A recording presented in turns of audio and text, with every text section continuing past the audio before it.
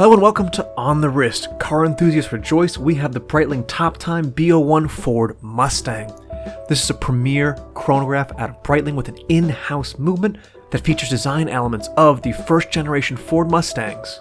I'll also be showing in this video some of the other top time variants, the Cobra, the Chevy Corvette, the Thunderbird, but this will be a full design review and technical review of the B01 Ford Mustang version. So without further ado, let's get right into it. So, starting off with the inspiration for this particular model, this on screen is actually a 1965 Ford Mustang from the first generation of Mustangs.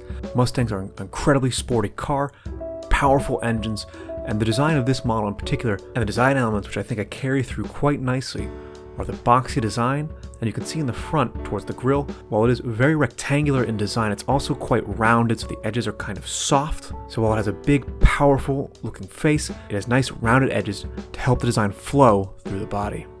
Coming to the actual watch, I think this shines through so nicely with the, per the Breitling website, squircle subdials, the not quite square, not quite circular subdials. Just like the front of the Mustang, it's nice rounded edges that makes that rectangular shape break so nicely.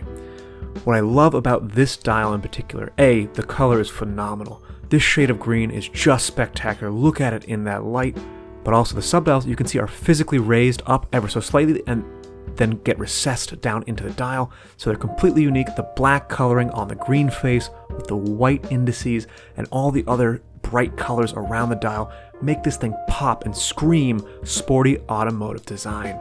Incorporating the nice Breitling branding and the Mustang logo right at that 12 o'clock in the beautiful colors stands out so nicely, and I really like how in the tachometer there's the red and yellow sections to show almost as if you were going to over-rev an engine. Each of the subdials has a different color hand. This dial has a significant amount of information on it, but it's still incredibly legible from even far away.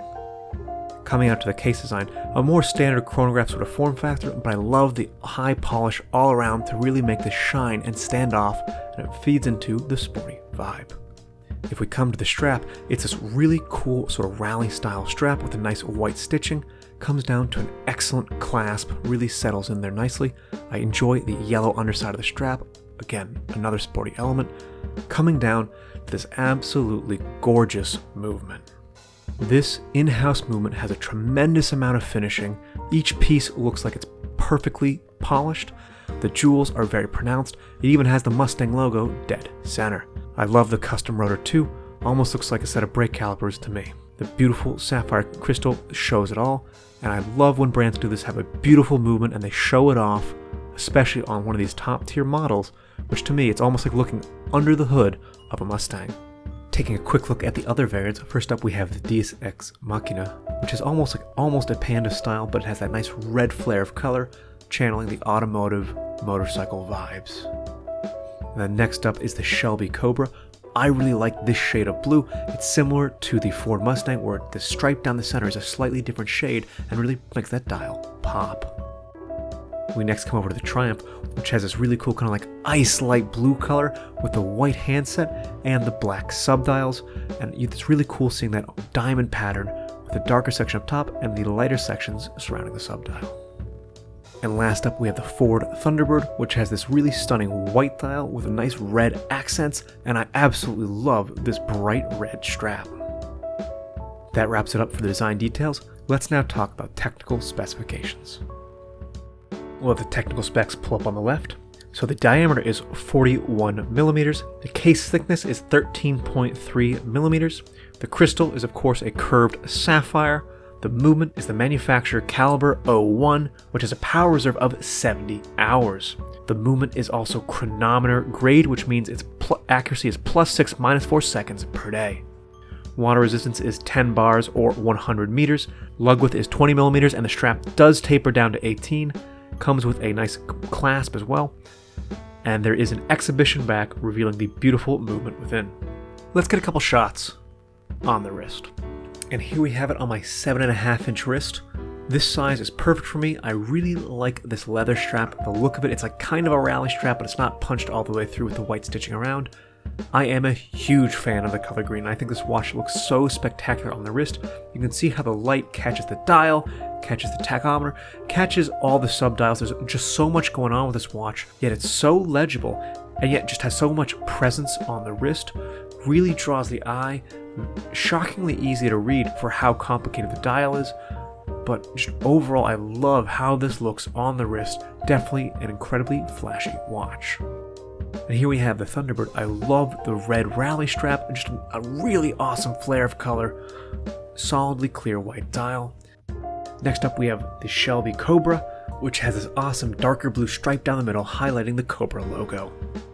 Next is the Deus Ex Machina. Deus, really great black and white coloring, with a nice flare of red on the chronograph seconds hand as well as between the 2 and 3 o'clock marking.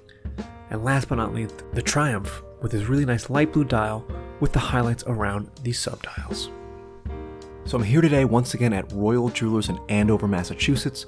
Royal Jewelers is where I purchased my Tudor Black Bay and Oris Big Crown, and they've been kind enough to let me film using one of their watches. I highly recommend you check them out if you're in the Massachusetts area. Link to their website in the description.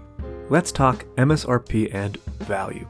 So MSRP of the B01 Top Time on the leather is $8,000 US, and it's $8,450 US on the mesh bracelet as of October 2023. This is obviously a luxury watch, and whenever I look at luxury watches, I typically compare them to other watches in the same price category to determine if the value holds up. So immediately to me, this Breitling is in the same price range as an Omega Speedmaster Professional, the original moon watch. Stacking the two side by side, both have excellent heritage, the moon watch with its out-of-this-world history, but the Breitling Top Time was also started in the 1960s, so from the same era as these car models that it's featured in these designs. Both feature excellent movements. This Breitling is in-house, finished amazingly, and has that beautiful exhibition back, and both come from brands with excellent histories and very solid standing. So for me, this Breitling Top sits right where I would expect it to as a premier luxury good. The only thing I suppose I could knock it for is that I'm not a huge fan of the mesh bracelet, but I don't know what kind of bracelet I would want to see with it. Maybe I would prefer actually a rubber strap as an option, but that's really the only thing I can knock this watch for. And it's not even the watch, it's just the bracelet/strap. So overall, a great release by Breitling, and I'm super excited to see what they do with this line and see how it does out in the world. So let me know down in the comments below, what do you think about this watch? Do you like the Top Time series? Do you like Breitling? Which one of these is your favorite? Let me know down in the comments below. I'd love to hear what you have to say. That's all for me today. This has been On The Wrist. Thank you for watching.